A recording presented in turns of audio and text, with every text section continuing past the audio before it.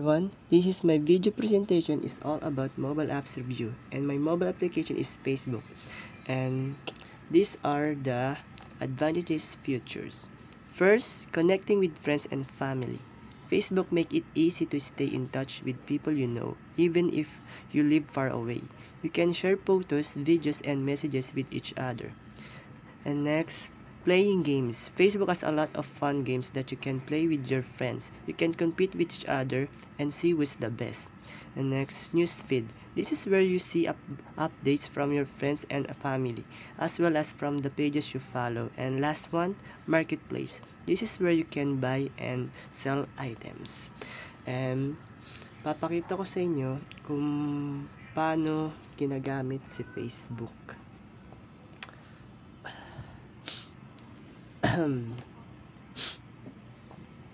Siyempre, maglo-loading. Yan. Kung gusto nyong i-search yung mga kakilala nyo or friends nyo,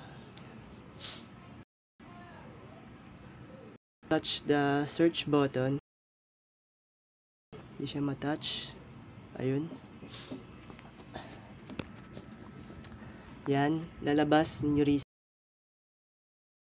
Kung gusto mo touch, i-click mo lang yan, tas type mo lang kung sinong gusto mo i-search. Kunwari, ito, Lawrence Nepomuceno. O yan, lalabas na. Ayun o, sheesh, pogi. Yan, back natin. Then, pag gusto mong makita yung mga update newsfeed ng mga friend mo, yan, scroll mo lang. Ganyan. Makikita may mga news feeds, yung mga post nila, mga shared posts, yan. Then, dito naman sa friend request or add friend request. Touch mo lang tong yan, button na dalawang tao na yan. Na makikita may mga, mga nag-add sa'yo. Then, sa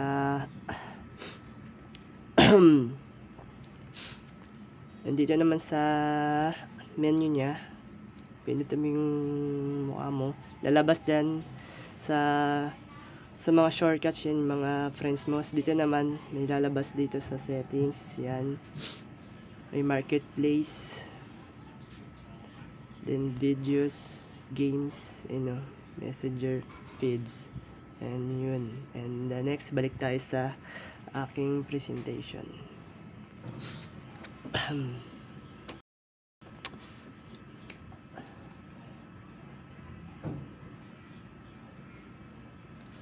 The next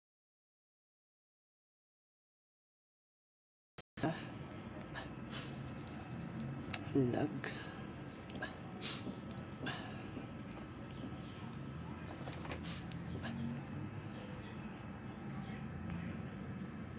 Sa feedback, ayan, reaction, you can use different reaction to quickly express your feelings about a post.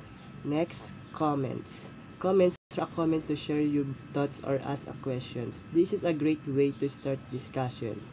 Next, reviews, if you use a business services or products, you can leave a review on their Facebook page. This helps other people learn about their experiences. And lastly is private messages.